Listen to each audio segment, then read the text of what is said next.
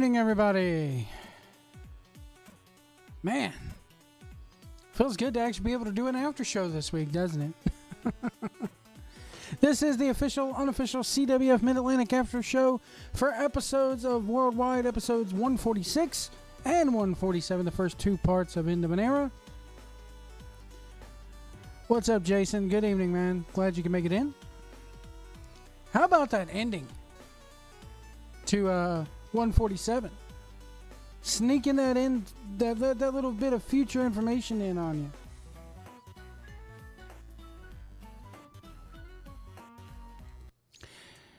I told y'all big things were coming. I tried to tell you. It's not like y'all didn't believe me. I mean, hell, they even put it out last week. But anyway. Welcome to the official, unofficial after show here, guys. The big payback comes your way Saturday, March 10th. They just announced today, Chet Sterling versus Otto Schwanz. Of course, your main event for the show is Snooty Fox versus Eric Royal in a Chapel Hill street fight. The Dawsons are going to continue their open challenge. That's all coming your way from the Hargraves Community Center this Saturday, Chapel Hill, North Carolina. Visit CWFtickets.com for more information. I will not be attending that event. I've enjoyed the last couple weekends off. I'll put it to you this way. I'll be at the St. Patrick's Day show. That ticket's already bought. I'll be at the Queens of Combat, both of those shows, the following weekend. And then the day after Queens of Combat, I start my new job. So it's going to be a hectic couple of weeks there. So it's going to be a hectic couple of weeks of Worldwide too. The Twitch logo. Let me get into Twitch real quick. A lot of people have been asking me, what is Twitch? How do I get on the Twitch? It's easy. It's free. First of all, it's free. Everybody freaking out. It's free. All you got to do is go to twitch.tv. Okay? You don't even have to really sign up for an account, but I recommend at least that you do. Go to twitch.tv/CWF Mid-Atlantic. You can start following them right now. If you sign up for an account, you can follow CWF Mid-Atlantic. And what that means is you'll get notified, just like with YouTube and everything, you can get notified every time they go live or every time they post a new video. From the teaser that they gave us last week, it could be starting next week. That's what I got out of it anyway. So yeah, you go over there, you follow them. The more followers there, here's the real reason why, and I don't think they would have a problem with me saying this, because it's true for all of pro wrestling on YouTube. Mid last year, the Twitch, late last year, YouTube changed its sponsorship guidelines, meaning that if you, basically, they defined pro wrestling and a lot of other things as non-advertiser friendly. Now, what does this mean? It means that pro wrestling promotions who were on YouTube, such as... Thank you, Easy the Game Hunter, for subscribing. I very much appreciate it. We'll get to other subscriber shout-outs here in just a moment. If we have any, to be honest. I have not checked because I've been kind of taking it easy the last couple of days. I've been enjoying being upstairs with my family for the last couple of weeks. It's been nice. So you go to, YouTube decided that wrestling is pretty much no longer advertiser friendly. What does this mean? It means that pro wrestlers were not really getting, or pro wrestling promotions on YouTube, or any wrestling video on YouTube was not getting any ad money. And how YouTube works is, how it used to work is they monetized your videos. They give you a cut of the ad revenue from those from those ads. Well, that stopped for pro wrestling pretty much to where they said, nah, you know what? It's not advertiser friendly, pretty much demeaning the entire, quote unquote sport of pro wrestling. And YouTube said, nah, we're not going to have that. To the point where some pro wrestling promotions, such as CWF Mid-Atlantic, weren't seeing money from their videos. While they were getting a check every month, it started to get every 6 months, because the way YouTube works is you have to obtain a certain amount of revenue. Usually it's up to $100 before they'll be able to cut you a check, before they'll even look at you. So when you go from, that's when Twitch stepped in. And what Twitch.tv is, it started off being all about video games, okay? To where they only wanted video game content. And then they expanded a couple of years ago to what they call IRL, in real life. And further coming off the back of YouTube changing its guidelines and its ad revenue guidelines and everything, Twitch said, we love pro wrestling. We want you guys to come over here. Why? It's good for us and it's good for you. We'll Wrestle Circus has done it. AAA has done it. Impact, House of Hardcore is now doing it. So it's CWF, a couple of people, myself, Sophia Moon, we went to the people at CWF and said, Twitch is the wave of the future. You have to get on Twitch. And they said, okay. They listened to the fans. They listened to us, and they started a Twitch channel. Now, what does this mean for CWF Mid-Atlantic? I have an idea about what they're going to do. I'm not going to spill the beans. I'm not going to sit there and speculate.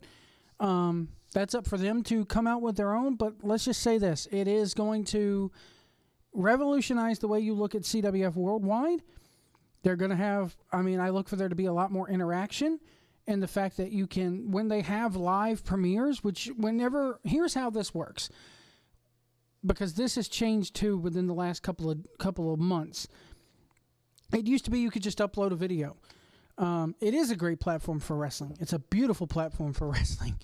Hell, if you go to my channel, twitch.tv/FromPillarToPost, you will see that when I'm not on the air, I host other channels like Riff Tracks, Impact Wrestling, The Justin Wilson Show, just whatever random crap I can find, I'll throw up there. But when you upload a video to Twitch now, it used to be just like YouTube. Upload it, bam, people there watch it. Now what you have to have is because Twitch wants to encourage its creators to interact with its audience, you have to have what's called a premiere. It's the same way as scheduling a YouTube video. When CWF schedules a YouTube video, or when I do episodes of From Pillar to Post like I did a couple of days ago, you could go in and schedule it for whatever time you want it to air, whatever time you want it to hit. The difference is that when you do it on Twitch, let's say CWF next week, no ropes match, Roy Wilkins, Triple E. They're going to upload that video, and they're going to... Hi, Goon Recruiter. Thank you for coming in here on Twitch. See, I have followers and listeners on Twitch. Thank you so much, Goon Recruiter. So they're going to upload that episode, and Twitch is going to tell them, okay, set your premiere date. When do you want to have your grand premiere for CWF Worldwide, episode number 148? And they're going to say, okay, Wednesday nights, 9 o'clock. So when they go Wednesday nights at 9 o'clock, you will have a chat room, much like you do here on the after show when we go live. You will have a chat room as that thing premieres, as that episode of Worldwide airs, in order to chat, interact. Who knows? I can't speak for the promotion, but I'm assuming CWF Talent will be in there. Hell, CWF Talent comes in here on the after show. It makes sense that they go to the twitch.tv/CWF Mid-Atlantic chat room. And then what you can do, keeping with the Twitch thing, will still be on YouTube. But what I'm going to try to do is I'm going to try to incorporate and spin off that a little bit with the after show. It makes sense. So starting whenever CWF has their premiere, after CWF Mid-Atlantic has their worldwide premiere, at 10:30 p.m. every Wednesday, I am going to go ahead and go live on Twitch exclusively. Now, does this mess up my YouTube stuff? Yes, but YouTube is dead to me anyway because they've departnerized me. I'm no longer a partner with them. It could easily take the place of the Twitter banter, and that chat is saved with the video in the archive. It is saved, and I'll get into that here in a second. We are going to review the 2 episodes of Worldwide tonight. Thank you guys so much for tuning in, but I have had a lot of people, again, asking me what is Twitch? So I'm trying to explain it the best way I can in the shortest way possible. So you'll have that chat room. You can interact with them on worldwide. Then at 10:30, I'm going to go live exclusively on Twitch. And I'm going to interact with you guys. Now, for YouTubers, you'll get that. You'll get that YouTube. I'm going to record it. I'm going to then upload the video to YouTube. You'll get the video on YouTube the day after. Or whenever I can upload it. It will probably be the day after. Another thing I'm considering doing is for my Patreon subscribers is making the YouTube-only version of the show a Patreon exclusive in the future. I'm not going to do that right away.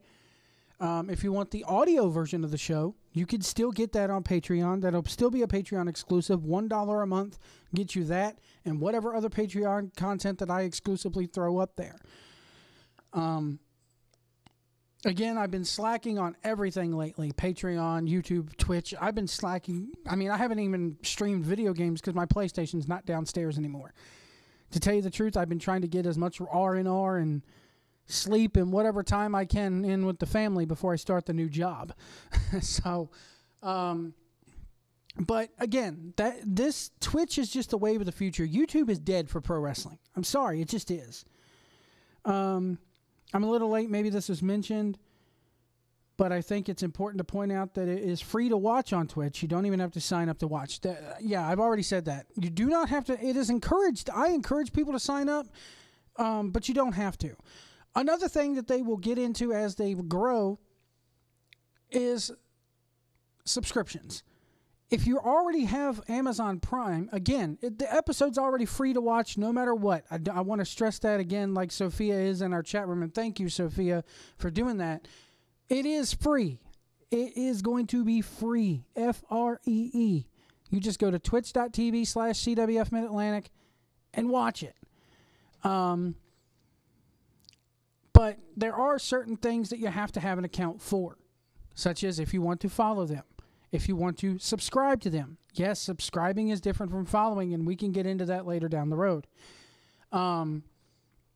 Twitch is owned by Amazon. Not a lot of people realize that. It was recently purchased by Amazon within the last year. So it's going to get to the point where, you know, they're trying, and, you know, the chat room, Sophia mentioned the chat room about, you know, take the place of the Twitter banter. That's something that CWF is going to have to monitor. Just like I will have to monitor my chat room. I could see myself as we grow getting moderators. CWF has got to have moderators in their chat room. Why? Because if people get in that chat room and start flaming each other, and if they start making fun of each other and quote-unquote cyber-bullying each other, and Twitch gets a hold of it, Twitch has guidelines in place that they're very, very, very critical of that, and they're very, very conscientious, if I'm pronouncing that correctly. I'm probably not, about that. And they will get on you about that with the new guidelines. They want to make sure that every channel on Twitch and every creator on Twitch is a safe creator and is a safe place to go, and in that people could go there and not have to worry about getting bullied, not have to get worried about getting flamed or anything like that. And I think it's a great thing. So just watch what you say in the chat room, because, you know, CWF's got to keep an eye on that. Keep it PG, folks. It's not that hard to do. I mean, I'm going to have to go a little bit of PGing myself. So, anyway, that's what Twitch.tv is. I don't know if, you know, from the teaser that we got at the end of tonight's second episode, it looks like maybe next week they're going to Twitch. That's the impression I got. What do you think about their move to Twitch? People bully people. I know, McAllister. I know what you're going to say. I know. And part of me agrees with you, but it's the way of the world, my friend. Anyway. Bad News Johnson 73 says, yeah, Tessa, in the Twitch chat room says, yeah, Tessa, keep it PG. Tessa probably, if Tessa shows up on Worldwide, I'm sure she'll keep it PG. Anyone with Amazon Prime will be able to support the channel for free through subscribing to the channel. Hey, Racepan Rocks, what's going on? Yeah, subscribing is something that does cost money on Twitch, and part of that money goes to help the creator. I think that they have to get partner status before they can have people subscribe, or at least have like a live video going. Because right now, when I go to CWF's Twitch channel, I can follow them, but it does not give me an option to subscribe yet. Subscribing gets you a lot of good stuff on Twitch if you're a video game fan. I can't wait till Lucha Underground versus Impact Wrestling. Who cares? We're here to talk about CWF. Affiliate, not partner. Well, there's affiliate, and then there's partner status. I don't know which one is which right now as far as when they'll let you have that subscribe button yet. Maybe it's affiliate. But I know for me, when I go to my goals, when I go to my like list of goals, I have, I have partner status, and then I have affiliate status too. But, oh well, I'm still new to the whole Twitch thing myself. So, again, getting on with it, I think that it's exciting for CWF. They got a banner, a nice, beautiful, sexy banner hanging in the Sportatorium with the CWF logo and the Twitch logo underneath of it, which should be a T-shirt because it looks beautiful. And I tweeted out a picture of that banner when they announced it about a week ago. I'm happy for them. This is the next step for them. They are going to build on this, from what I've been told. Out of CWF, what wrestler or tag team do we see in the future? That's hard to say. It depends on who's in the dojo right now, race fan. I recommend you go watching CWF a little bit, trying to catch up. Go to youtube.com/CWF Mid-Atlantic. Or just type in CWF Mid-Atlantic Wrestling and catch up with us. And you can see some of the tag teams and wrestlers that we'll see, and go to an RGL show if you're in the North Carolina area. They have a few sexy banners. Yes, there's a nice CWF Worldwide banner. There's the Twitch banner up in the Sportatorium. I like the new look of the Sportatorium with everything, with all those banners close in like that. What I did not like this week, is some of the camera angles that we saw on Worldwide, and we'll get into that here in a minute. Let's get into the episodes, guys. Again, twitch.tv/CWF Mid-Atlantic. Go ahead and jump on there and follow them. They already got 42 followers right now, which by the look of them, looks like they're bots or like dummy accounts, which you get that with Twitter and YouTube too. So let's go ahead and do some subscriber shout outs, and then we'll review the episode here. I got one new one here on Twitch. Nathan 651 or 651990. Thank you for following me on Twitch. I encourage you all that are following me on YouTube to follow me on Twitch. I will still be maintaining a presence on YouTube whenever I stream live like this, except for the after show. It's going to be on YouTube and Twitch at the same time whenever I stream video games. From Pillar to Post, the podcast that I've been doing off and on, that may be on a YouTube exclusive for the future, because I'm trying to balance both, and the good way to balance both is keeping some stuff on one, some on the other. Otherwise, you're going to see everybody go from one platform to another, and competition is a good thing. But it's going to be just like MySpace was. If YouTube doesn't watch itself and Twitch continues to grow, it's just going to be like MySpace was. Everybody's going to gravitate to the new social media, bigger, badder social media platform, and they're going to leave YouTube in the dust. I don't think that's going to happen overnight, and quite frankly, I don't think it'll ever really happen at all, but it is a possibility. So CWF Mid-Atlantic, episode 146, it was End of an Era Part 1. We have the Dirty Daddy versus Eric Royal. Dirty Daddy actually unleashing a promo today on Twitter. Let me see if I can pull this up here, because it was a hell of a promo. See if I can pull this up here, and I'll play it for you guys. Some things may be on the horizon for the Dirty Daddy, and well, let's just watch this.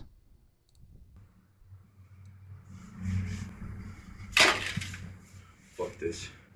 I am sick and tired of conforming, confiding, and giving in to what other people want me to be. You know, I used to go up to a guy and I used to be like, hey man, why don't I have some big matches, bigger opponents, something I can sink my teeth into? And they'd say, oh, well, Dirty, so far you only had good matches with one guy, and we're going to keep you right where you are, and we're gonna see what happens, you know? Oh, and then I'll go to another guy, you know? I'll go to another guy, say, hey man, I got this big idea. Picture it now, Dirty Daddy, the head of the tag team division. Doesn't matter who my tag team partner is, on any given night, I can get the job done. I'm gonna have vlogs, I'm gonna have podcasts, I'm gonna do it all, social media. Oh God, Dirty, you can't do all that. You can't get over on the mic like that. I think you need a mouthpiece.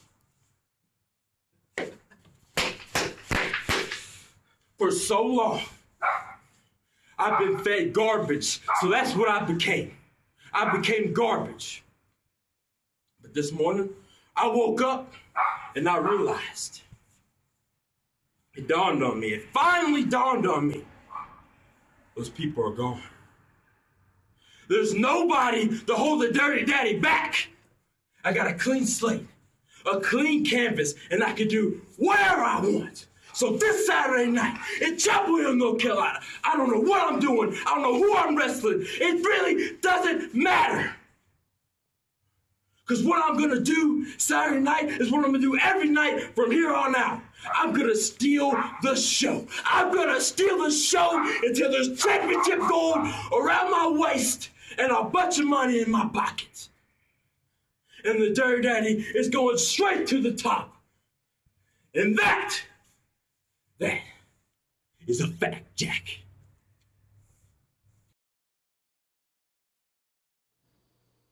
Strong words from the Dirty Daddy going into Chapel Hill. I don't know.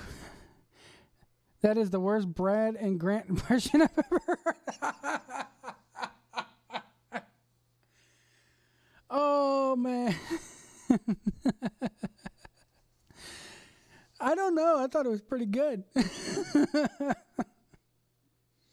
I didn't expect that when I first saw the promo. I was like, oh, God, no, he didn't. No, they didn't. Then I was like, yeah, they did. They. I don't know if the word shooting is apropos for this, but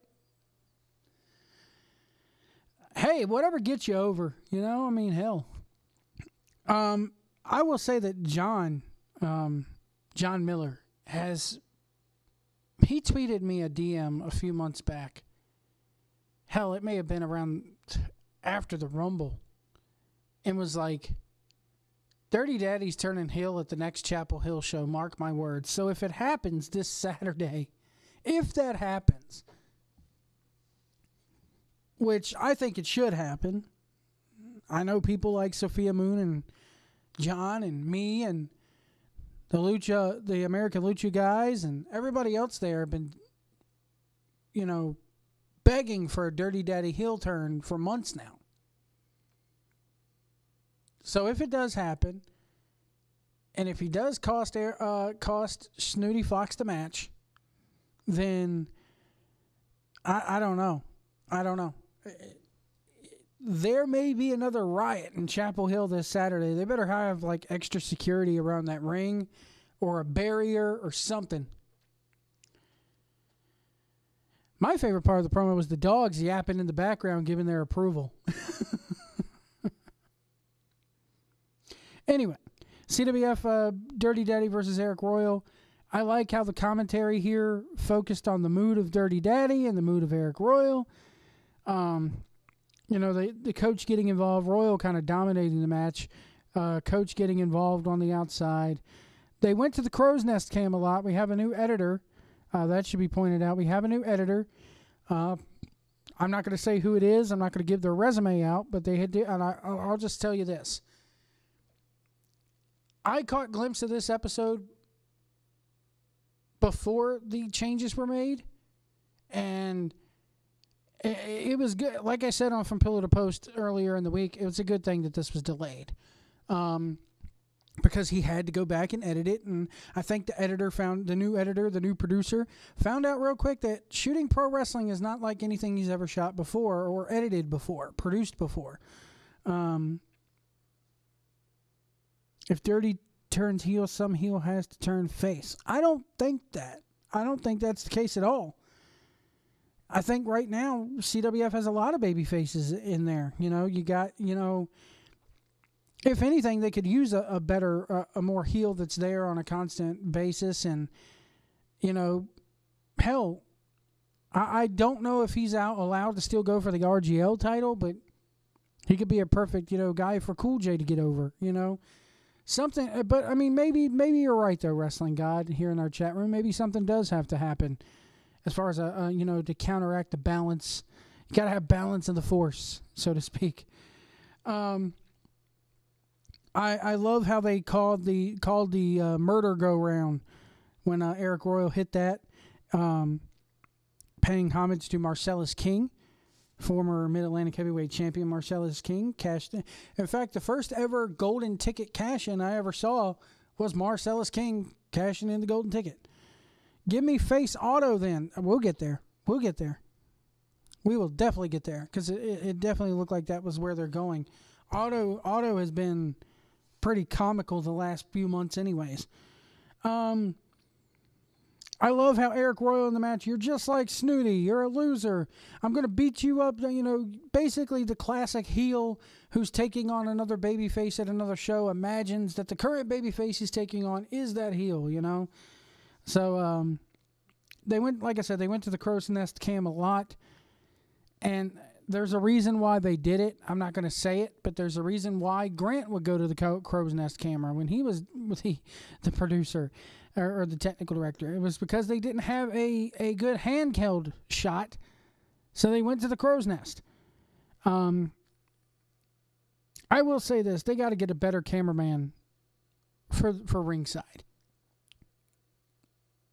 Snooty is booty. They got to get a better, Mr. Zebin, I know I'm butchering that name. He does okay. That other guy on the outside, he's walking around with a Steadicam jib on his shoulder, so to speak. It was kind of like a Steadicam type rig. And he's still missing shots left and right.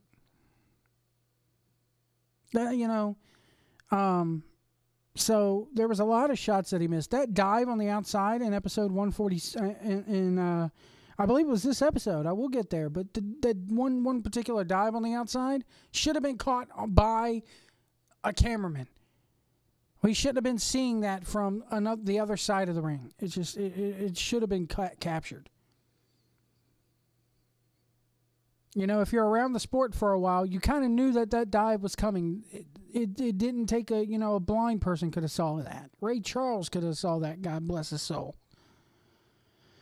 Royal ends up winning with the tackle at 6 minutes and 58 seconds. Dirty Daddy again taking another loss, and that kind of went into the promo that we saw today. So I like where they're going with the Dirty Daddy. I like the build up for it. It's been kind of ever since he brought out the black long tights. It's kind of like, okay, we know where you're going with this, but how you're getting there is going to be the proof in the pudding. And I think it's building up nicely. I just hope it comes to a big culmination this Saturday at Chapel Hill. I really do. I want to see him, he hasn't been around the sport for a while, though. But you could still see, you could tell when stuff's coming. Come on. And if he hasn't, get somebody better. That's just the way it is, It's just the way it is. Get somebody better. But again, going back to the Dirty Daddy, I hope that he causes, if that heel turn's going to happen in this Saturday in Chapel Hill, I hope they pull it off magnificently, and I hope that Dirty Daddy gets ran out of town on a rail. Mace Lee versus Snooty Fox was the next match. Do I gotta say it, people? Do I gotta say it? I ended the year with very high hopes for Snooty Fox. I really did. I was trying to. I gave him props for some things. He was getting better.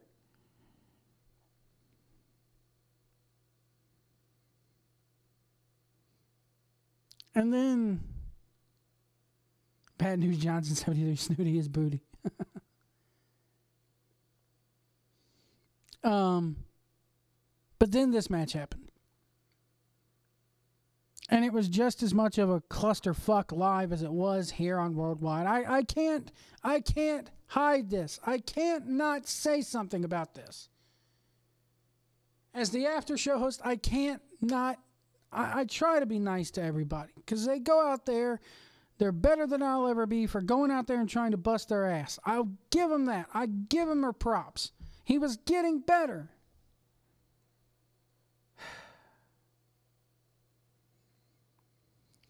He couldn't. Hell, there was a tweet out there by Mr. Wadsworth.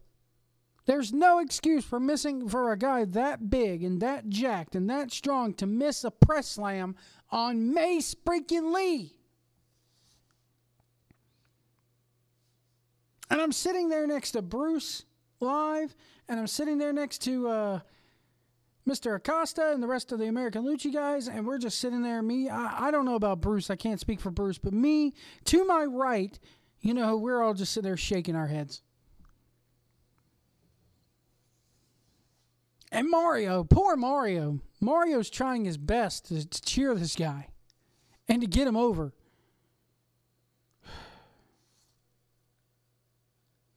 I know, stupid Mark, Joe White. Get in the ring, Joe White. I bet you Snooty could press slam you, Joe White.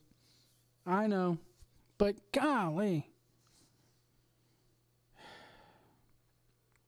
I try not to be vicious on this show. I try to put on a happy face and pretend like everything's okay. But this stuff, man, this just irked me for some reason. Seeing it live irked me. Seeing it tonight irked me. This whole match irked me. I wonder if Snooty could press slam Cool J. Hell, that remains to be seen. And again, I know. I'm just a stupid Mark, and, screw you, Joe White. The super fan is back again. I know. Joe White. Snooty Fox is the best ever, Joe White. Don't you mess with him, Joe White. I know.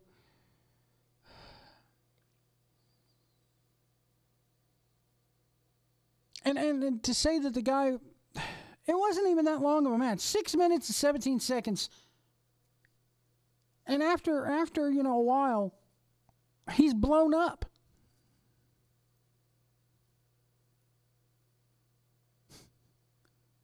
Superfan, yeah. I'm like, he's going, and part of me is sitting there going, okay, maybe he's just selling the damn beating he's getting. Maybe he's just selling, but I don't know.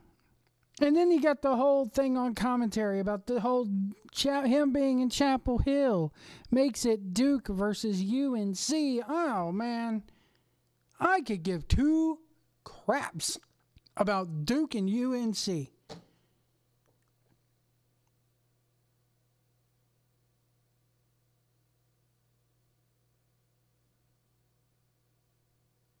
The match felt like 15 minutes. It did. Hello, Jennifer Gallo. Thank you for coming in. But it's just, man, I don't give a crap about Duke. I don't care about UNC. I don't care about football, basketball, baseball, college sports. I don't care. I watch wrestling to see wrestling. That's what pissed me off about Jim Ross's commentary in the late 90s, early 2000s. Everybody had to be a football player from Oklahoma State University. I don't care. Now, if Duke and UNC had professional wrestling teams, can you imagine that, folks? Let that sink in. Let that theory sink in. I don't care if Duke's. That's just it. I don't care if Duke sucks. I don't care if UNC sucks. What does that have to do with CWF? What does that have to do with pro wrestling? Nothing. Nothing. And every single time we've had one of these Chapel Hill shows, every single time, they make it about that damn football rivalry. It's light blue and dark blue. Who gives a flying fart? Joe White, you're just saying that because you're not a football fan. Even if I was a football fan, I wouldn't care. I watch wrestling to see wrestling. If I cared about, if I wanted to hear about the Duke UNC rival, I would turn on the college sports ESPN channel or hell, I live close enough to Chapel Hill, North Carolina, where I could probably turn on my local news and hear about it. Hatred and malice it doesn't have a place. It does not have a place in this. It doesn't. Who cares? It's about Eric Royal and Snooty Fox. These two have a legitimate rivalry. Don't muddy up the water. It doesn't need it. That's one thing I will say. The rivalry here has been good. It's been damn good. The build to this has been damn good.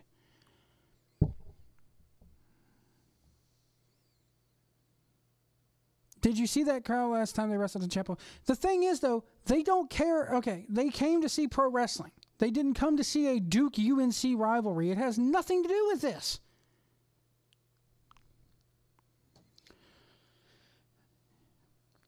Anyway, Mace Lee ends up winning with Jerry Carey's help at 6 minutes and 17 seconds. Mace Lee is getting better and better and better. I will say that for Mace. I enjoyed Mace Lee here. Royal and the All-Stars jump Snooty Fox after the match. Snooty ends up spearing Royal to end the whole thing, and there's your big angle for Chapel Hill. Heading into Chapel Hill.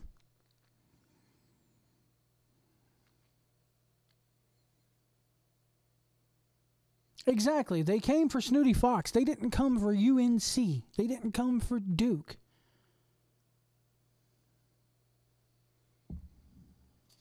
Anyway. Kane with Ethan out. Oh, God. Here we go.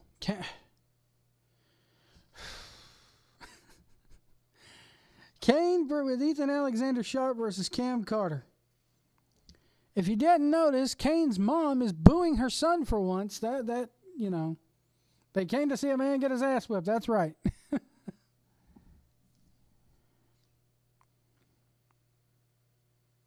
If you didn't notice, Kane's mom is booing him now. She wants to win a bet, I guess. And I was sitting there during this match live talking with Bruce, and because I got to sit next to Bruce Mitchell, and even people online tonight were noticing it. You finally get Kane's mom to boo him, so you're getting that heel heat that Kane so has desperately needed. And then Ethan Alexander Sharp comes in like a vacuum and just sucks it out of him. Just sucks that heat right out of the room.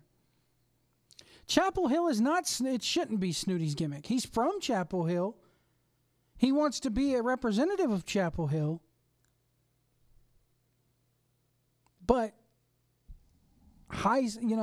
colleges have nothing to do with it. Shouldn't have anything to do with it.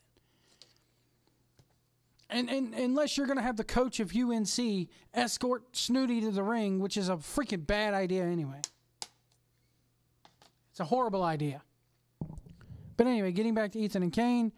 Ethan has nuclear heat, and, even Mario booed Kane. Hell, even I booed Kane. I was like, hell yes, it's finally freaking working. And then Ethan Alexander Sharp, bless him, it's not his fault. He came in and sucked that heat right away from him.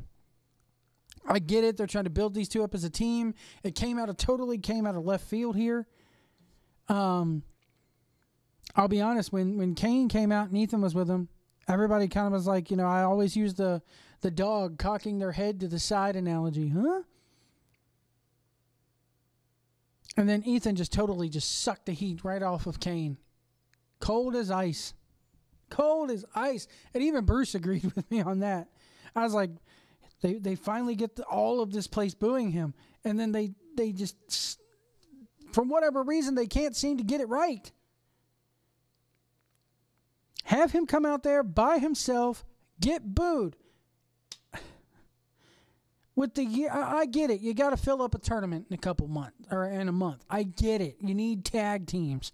You're trying not to bring as many people in from the outside because of cost reasons. I get it. You've already got the Gymnasty Boys and the Ducklings coming in. That's a big cost. I get it from a booker's point of view. And it is an intriguing team, Ethan Alexander Sharp and Kane. The thing is Kane joining Moneyball temporarily? Looks that way. The match did come off better on YouTube because you didn't quite hear as much of the crowd heat. Trust me, for those who are on Twitter sitting there going, this match all of a sudden became about, scrutinizing, about Ethan scrutinizing the audience. Oh, the Ducks aren't going to be there now. Well, card subject to change. Okay. Anyway. But it came off better on YouTube. Trust me, it did. Andy C. in the chat room. Kane is money. I agree. No Duckies now. Okay. That's sad. It's sad because I like the Ducks. I like the Ugly Ducklings, but in a way it could be a good thing for the tournament because they're not going to win anyway. The Gymnasty Boys is something I hope they come because White Mike is just over like Rover in that building. But anyway, we'll talk about that tournament as it draws closer. We still got a ways to go for the tournament. Oof. It seems like that tournament's so close, but yet so far away as well. So Kane gets the armbar. Cam ends up getting out of it. Hits a big jumping reverse neck breaker, which I loved. Then hits a version of the 619 that they called the 336 or 704. And then hits a flying knee. Cam ends up hitting Ethan on the outside, or when Ethan gets up on the apron. Kane then goes back to the arm. When he did that spot with the arm where he slammed it down on the ground, the camera angle was there. I was sitting there looking at that camera angle going, man, his arm looks like it's really twisted. When he slammed his arm down to the mat, it was a very good camera angle. See, I could put over the camera guys when they do what they're supposed to do and catch certain spots when they happen. Then he hits a twist ending for the win at 12 minutes and 48 seconds. Kane, of course, getting yet another win by submission. I like it. I just don't know if this. I get what they're trying to accomplish, and they're accomplishing it well. I just don't know if this is the best thing for Kane. Maybe Ethan Alexander Sharp, who's a hell of a talent in his own right. Ethan had a hell of a last half of 2017. 2018, maybe hopefully it's better, even better. But I think if you're going to pair these two together, these two mega heels, you kind of got to dial one back or the other. And the one that you need to dial back right now, no offense to Ethan Alexander Sharp, is Ethan Alexander Sharp.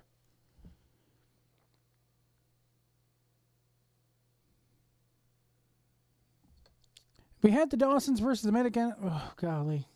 I'm reading this on paper, and I'm just sitting there going, oh, my God. This is another one that kind of came off better on YouTube, and I'm sitting there. The crowd was dead for this. Okay, I'll just say it right now. The crowd was dead. The second the damn Mid-Atlantic Outlaws came out, Bruce to the left of me is going, hey, Dick Murdoch. The other people are going, hey, fat white dude. And I'm caught in the middle because I like the Mid-Atlantic Outlaws. Lewis Moore and Matt Houston, they've been around CWF for a while. Here lately, it's only been to make guest appearances in Rumble matches throughout the years. but I've seen them more when I used to go to Jimmy Love's Pure Pro Wrestling promotion up in Pelham, North Carolina. They were a staple of that promotion. And I like the Mid-Atlantic Outlaws. I like them as a team. Lewis Moore is a hell of a talent. I'll just say that. Ooh, the Mid-Atlantic. Somebody in the chat room, JG Enforcer, the Mid-Atlantic Old Laws. Ooh, that's some shade. But the crowd was split until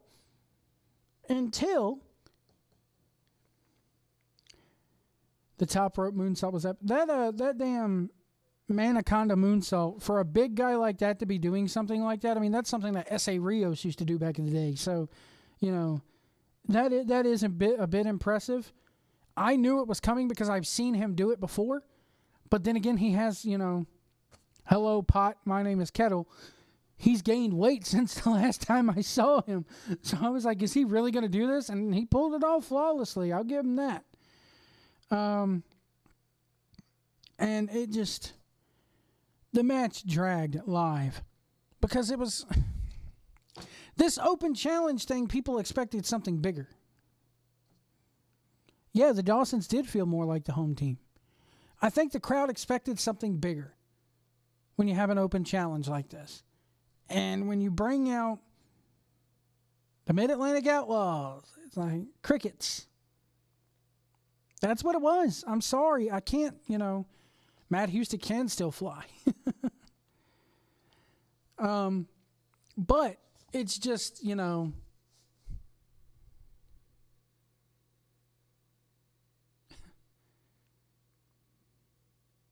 ever see the movie The New Guy? At the end, they promise everybody that Prince is coming to the big concert at the end. And they go, Prince! And everybody's like, yay! And they're like, well, not be appearing tonight, but instead you get this. That's what this felt like. This match ended at like 9:54, and we still had... Yeah, that was another thing. This match went on 10 minutes too long. Sorry. And the match was only 10 minutes. It was 8 minutes and 47 seconds. But it felt like it went 10 minutes too long, if that makes any sense. This match should have been... It should have been a squash. Or excuse me, this ended at 20 minutes and 29 seconds. Sorry. That's what happens when I write the other episode on this page. 20 minutes, 29 seconds. It did go 10 minutes too long.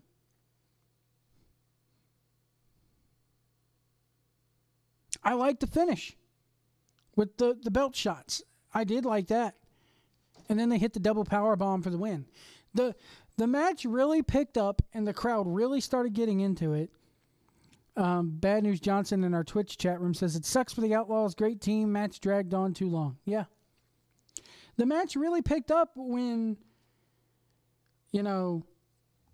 Matt does a tope on the outside, and the Dawsons catch him, and then Lewis on the outside decides he's going to do a cannonball dive, and instead of falling back like the Dawsons should have, which they would have fallen back, it looked like, into some people who didn't move out the damn way, should have moved out the damn way. Maybe that's not an excuse here, but no. Moore just cracked off the back, ricocheted off the back of Houston, and went splat right on the floor. And you could hear it. I'll be honest, it came along, kudos to the producer, because it came along louder on YouTube than it did in the building. And that's when the match picked up. That's when everybody started getting into it. And I even told Bruce disagreed with me. And me and Bruce had a lot of disagreements as the night went along, especially in Trevor versus Roy. But I told him, I was like, this one... Actually, I think Bruce agreed with me on this. I don't know.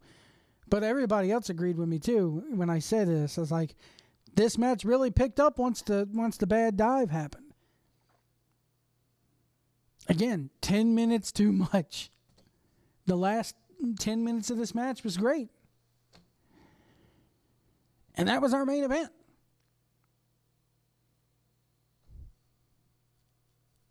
For this episode, for episode 146. I thought he was busted open live. Yeah, I did too. I thought for real. I was like, this dude's he just splattered a squash. Yeah, when Lewis almost died, the match picked up. Great. It's true, though. It's true. I thought for real, oh, God, he's going to have a concussion or something. I didn't expect him to get up and just continue like normal.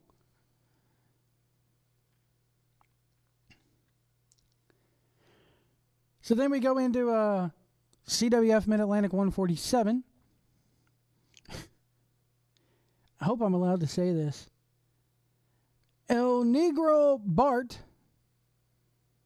and Red Canyon Jack, also known as Los Dos Hombres, versus Redemption, which is Nick Richards and Michael McAllister's new team name.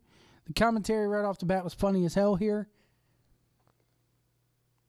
Sometimes old school wrestling is a great thing. CWF can go old school and is very much compared to the bull crap that happens today. CWF is far more old school than most. You know, it could be worse. CWF could have the dick spot guy and all that, but we won't get into that here. But I felt like the crowd, when they came out and they saw, you know, when they saw those two, it was like they expected, I think, a squash. And when they didn't get a squash for the first 10 minutes of that match, they sat on their hands until Lewis went splat, you know. So, El Negro, Bart, and Red Canyon Jack versus Redemption. The commentary was great. I thought this was more than I thought it was going to be live. I'm sitting there going, oh my God, this is a teetotal squash. This is what McAllister and Nick need. But it wasn't that, and it was actually very entertaining. The STO, you know, the STO and DDT by McAllister was great. The cutter at the end spiked the hell out of Bart, and Jack made the save. They get the Los Dos Hombres got more offense in than I thought. I don't know if they're going to replace the number men full time. I feel like we saw Bart somewhere before. I've seen that guy somewhere before. I don't know where. I don't know. I can't put my finger on it. Wink, wink, nudge, nudge. We've seen El Negro Bart somewhere before. The wheelbarrow cutter for the win at 8 minutes and 47 seconds. I didn't expect this to go that long. Again, I thought it was going to be like 4 minutes. It was good. It did what it needed to do. It actually told a hell of a story. And then, you know, I don't know if this aired in order, but we had our intermission. And as I'm coming back from intermission, Chet Sterling comes out with a microphone and says, we're going to do this now. Screw it. Which kind of shocked the crowd because half the crowd wasn't even back in from intermission yet. But, oh well. I liked it. I liked the placement of it. The split screen deal was awesome. Ever been to Mexico? No, I haven't. I have no urge to go. You know, shout out to the new producer. That split screen deal with them showing Brad's video on one side and Chet's reaction on the other. Yeah, Chet was dark and watching the video or whatever, but seeing his reaction to it was good. I loved it. Got to put him over for that. I loved the production here. So, you know, they do the split screen. Brad has a promo. He calls Gibsonville the butthole of the South. Apparently, he's never been to Amelia County, Virginia. And then he says, I'm not there. All of you have a good show. I'm here with Dolph Ziggler. We're cracking open champagne, going to Vince Neil and all this other stuff. And I'm not catching a red eye back. Good promo. Damn good promo as always. And then Los Dos Hombres attack. This I did not expect. Honestly, this was kind of laughable. To see these two guys come back in and get the attack. Because it gives a false sense of, oh, Attitude's got minions. These are Attitude's minions now. But no, nothing will ever come of it. We're not going to get, maybe, now that I say that, we probably will get some sort of promo with the Dos Hombres telling about why they did it. Maybe they got promised, Brad Attitude promised them citizenship. I don't know. It could happen. It's a hell of an angle. It could happen. So they attack. Attitude comes in and beams, just lawn darts his suitcase into Chet Sterling. It looked better on YouTube than it did from where I was sitting. I'll say that. Again, there was a lot of stuff here that came across better on YouTube than it did, there live. Live, it looked hellish, but here on YouTube, seeing it from the other side of the ring, woof. And Chet then gets the upper hand. He dives. Brad Attitude catches him. Ends up hitting him with a huge apron powerbomb. Chet ends up kicking out of that. Attitude then hits a zigzag later on for 2. Brad gets a broken chair into the ring. The ref is trying to get the chair away, or get the chair out of the ring eventually, and Brad hits a low blow. Awesome stuff. Brad, to me, I'm going to go ahead and say it right now. Roy Wilkins versus Trevor Lee, all well and good. I'm more interested in this Brad Attitude Chet Sterling program for the long run than I am anything that Trevor Lee has going on right now. I'm going to get crucified for that one. I know I will. But I'm more curious to see where this Chet Sterling Brad Attitude thing goes from here. If it goes anywhere from here. They had the match of the night at Battlecade. And they continue to impress. It's just there's something about these two. It's just magic every time you get them in that arena together.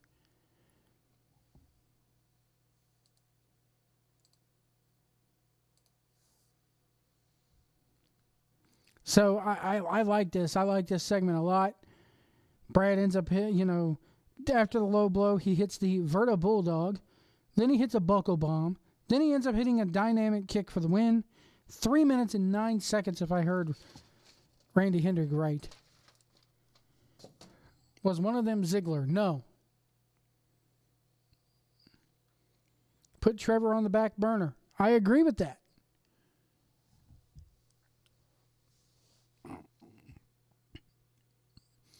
Then we had Otto Schwanz and Donnie Dollars versus Aaron Biggs and Cool J. Otto has become more comical. And I'm usually of the opinion that funny doesn't necessarily draw money. But in this case, it is. In this case, Otto Schwanz, somebody said turn Otto babyface. Yes. If you're going to turn Dirty Daddy heel, the people are already laughing and are behind Otto. I don't think Otto has to change his character, but it's one of those things where I love the comedy. Ever since he started coming out there, full displays, walking down the street in my feline suit. I like that. It's funny. Biggs gets tagged in later in the match. No! It was awesome. I enjoyed this. This is a part where this is where comedy has its place. You don't yuck it up too much. Nobody's Otto's not grabbing anybody's dick. He's not throwing 50 super kicks per match. He adds just the right amount that makes you smile and go, I want to know more about Otto now. I can't wait to get out here and see Otto and make the referee, watch him make the referee fold his suit, his track suit. I can't wait to get out here and go, boss. I can't wait for that. That's some good stuff. It's just the right amount of comedy. And what kills me about it is, behind the comedy, Otto is still a badass son of a bitch.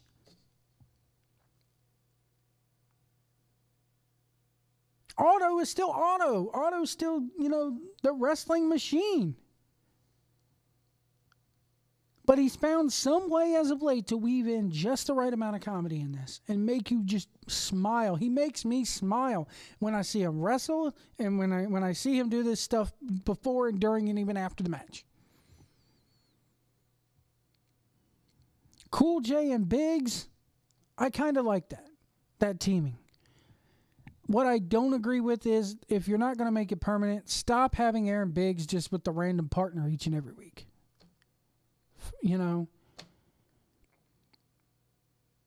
What I think is going to happen is what they teased a couple of weeks ago, that after the Chapel Hill thing, Biggs and Fox are going to enter the Kernodle Cup. Do I think they're going to win? No. My pick is perfect balance, not too much cheese. Exactly, Jennifer. Exactly. My pick is McAllister and Nick Richards. Redemption. That's my pick to win the Kernodle Cup. It fits. They both need it. And it's one of those cases where, if they don't do something big in this tournament, or if they don't do something big as far as the angle goes or a storyline goes soon, they're going to go back to floundering. And I don't want that for either one of those guys because they don't deserve it. Redemption. Thank you.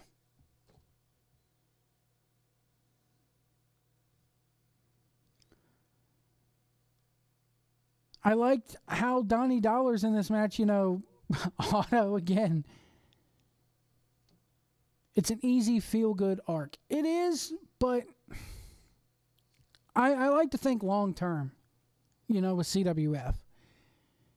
Their next big show after the Kernodle Cup is what? Sophia, you'll know. I can't think of it off the top of my head. But I like to think that CWF likes to do these arcs that go from big show to big show. This TV title situation, man, they got to do something about that too. I'll get into that probably next week. But they got to do something about this TV title situation.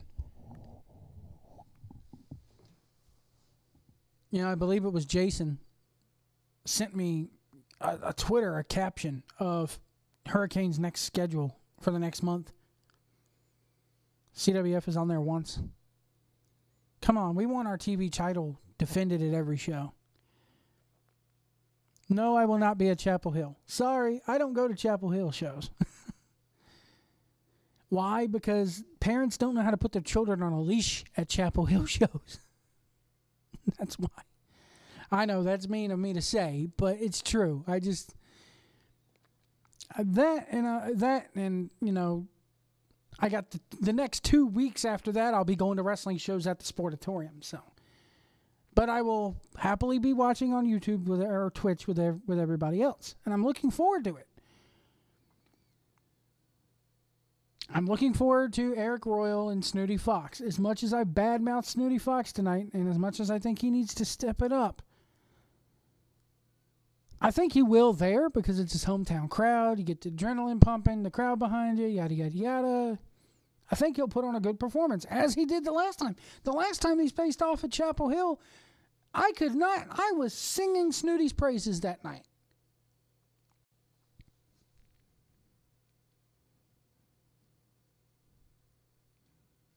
Anyway, back to the Otto and Donnie match. I like how Otto was toying. They should be in bed. Yeah, they should be. I like how Otto was toying with Cool J. And then Donnie Dollars gets tagged in, and he's like, I'm going to finish him off. You should have just finished him off a long time ago. I like that. I like that they're, after the match, Bruce is like, oh, look at that. Donnie Dollars lost again. Imagine that. But I'm sitting there going, yeah, he lost again. But he also had a problem with Otto in that Otto didn't finish him off. If we end up getting an Otto versus Donnie Dollars match out of this, which may not happen, but I may be pulling at straws with that one, but I'm for it. I think it'd be great. I like how Otto, Biggs ended up getting the Luthez press. It's a murder. Every time Biggs hits that Luthez press, that should be Cecil Scott's instant reaction every single time. It's a murder, no matter who he hits it on. Heel, babyface, doesn't matter. Cool J hits an amazing, he tries to go for the sliced bread, ends up hitting it turning it into kind of like a jawbreaker. Then Biggs hits the Luthez on Donnie. Cool J does the frog splash. I like how they sold the fact that Otto did not come in for the save. And he let the 3 count happen. Match ends in 9 minutes, 28 seconds. I thought that this went, as far as match length goes, it went perfectly. I really do not have a bad thing to say about this match at all. I liked everybody's work in it. I thought everybody was great in it. Everybody did their damn jobs. Don't have a bad thing really to say about this at all. Kudos to all 4 involved. Ethan Alexander Sharp with Kane Justice came out. Talked about how I get to face somebody who I've already beaten, and it's Rick Converse. Eric Andrews comes out for scouting, interrupts CL Party's announcing. Thou must always put over CL Party. That's rule number 1 here on the After Show, and we're glad to do it because we love us some CL Party.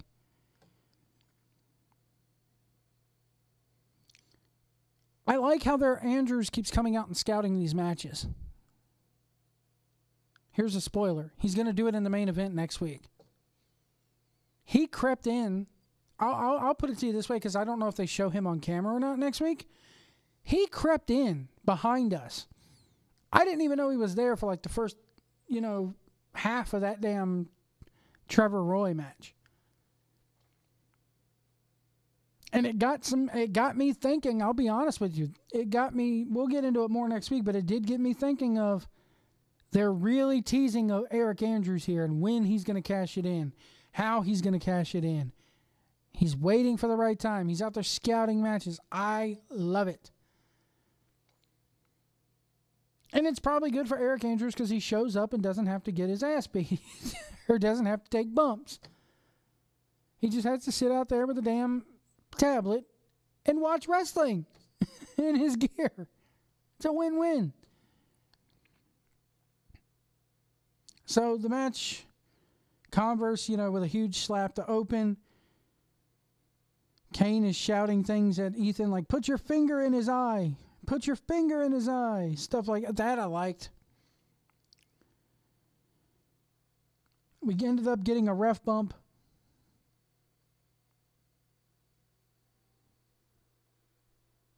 Kane ends up kicking Rick Converse. Sharpie rolls him up with the tights and gets the win at 7 minutes, 11 seconds. 7-11.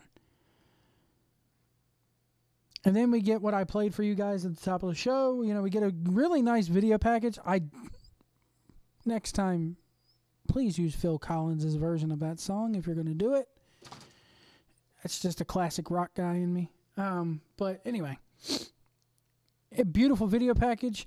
I do not like how they kind of showed Biggs and Dirty Daddy already at ringside because it blows the story. I don't like how they showed those two there. To the common watcher who doesn't go to every show, you're probably sitting there going, why are they out there during this? But it also kind of takes it away because now people come out when they're not supposed to. But overall, the video package was good. And then they teased us with the Twitch thing at the end. A lot of good and a lot of bad tonight, folks.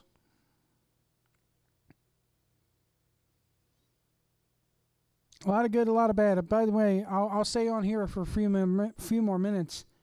If you want to call in, let us know what you thought about this, what you think about them going to Twitch. Let me call us up. Let us know. 434-710-4900. That's 434-710-4900. And again, Chapel Hill is this week.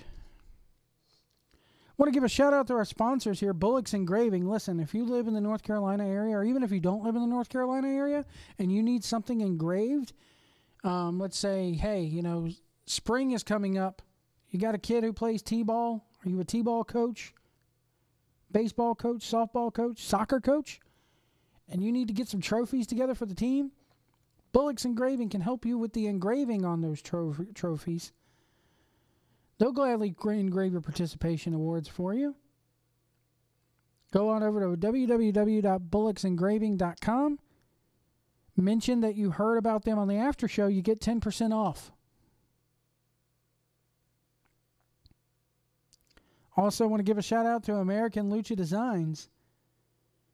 If you need any kind of graphic design work done, if you're a wrestler listening to this and you need new gear made, as far as like, graphic designing for your gear, if you want merch, they'll help you out with that as well. They're helping me out with some t-shirts that are coming for the after show. I'll have more on that in the next few weeks. Go to their newly revamped website at AmericanLuchaDesigns.com for more information. Those guys do really good work. That logo that you see for the after show, they did that for me. It's a beautiful logo. I love that logo. Let's get in here. Snooty Fox versus Eric Royal in a Chapel Hill street fight. You have the Dawsons Open Challenge for the tag team titles. Chet Sterling versus Otto Schwanz has also been announced. If you would like to go to Chapel Hill, and I encourage you to do so, don't just go by my reasoning as a reason not to go. I mean, I advise everybody to go there. Help support them out, Help support them. They definitely need it. Go to CWFtickets.com. The Big Payback, Saturday night, March 10th, 2018, at the Hargraves Community Center in Chapel Hill, North Carolina. And you're probably in for a hell of a match. I'll be honest with you. Last time those two went at it in Chapel Hill, they took it to the outside. They took it to the basketball court. What do the kids say? They took it to the streets. Eric Royal took a basketball to the head. The Dawsons. Can you imagine the Dawsons, how much heat they're going to draw in that building? Oof.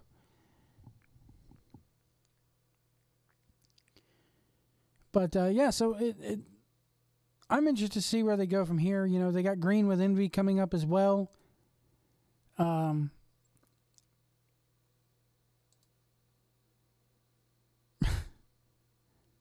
and Kane having some fun with me on Twitter tonight. Speaking of somebody you need to support, go buy his t-shirt. I did.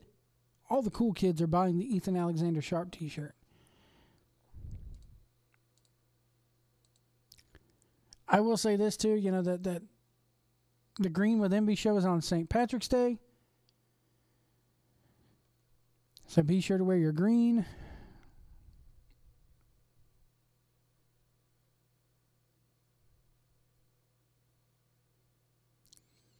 So yeah, that's going to be our show for this evening since nobody wants to call in tonight. I'm probably going to ditch that damn number again. I pay for it. Nobody wants to call in. So I'm not going to pay for something that not everybody's going to use. It's just business. But again, thank you to our sponsors, Bullock's Engraving, American Lucha Designs, our official, unofficial sponsors. Go to twitch.tv/FromPillowToPost. If you want to watch the show live whenever they debut, I'm not saying it'll be next week, but if they do announce that they're going to be premiering next week, then you're going to have to go to twitch.tv first. You'll still be able to find it on YouTube, but you'll just be getting a taped version, and you won't be able to chat with us. I do like the idea of them going to Twitch and having that live chat room because, let's be real here for a second. Let's peel the curtain back here for a second. It gives the top brass in CWF. Thank you, Jennifer. I appreciate you coming in tonight. Thank you. Dragging yourself to bed. I'm going to be doing the same right after this show. But I do like the fact that the CWF top brass can get that instant feedback on worldwide. If the audio troubles are there, how somebody feels about a certain superstar. And I'm not saying that they have to let that dictate the booking, because they won't and they shouldn't. to a certain extent. They should, they're steering the ship at the end of the day, folks, and rightfully so. But you get what I'm saying. They get that instant feedback. And they get that, hey, it's so important to have that instant feedback now with social media and everything. I know I harp on WWE all the time for plugging it, but they use it in all the wrong ways.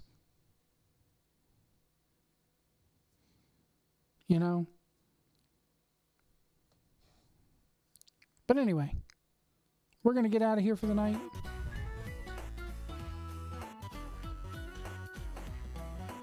Again, go ahead and follow me on Twitter if you're not doing so already, at Joe Pillow to Post on Twitter. Patreon subscribers, patreon.com/From Pillow to Post Live.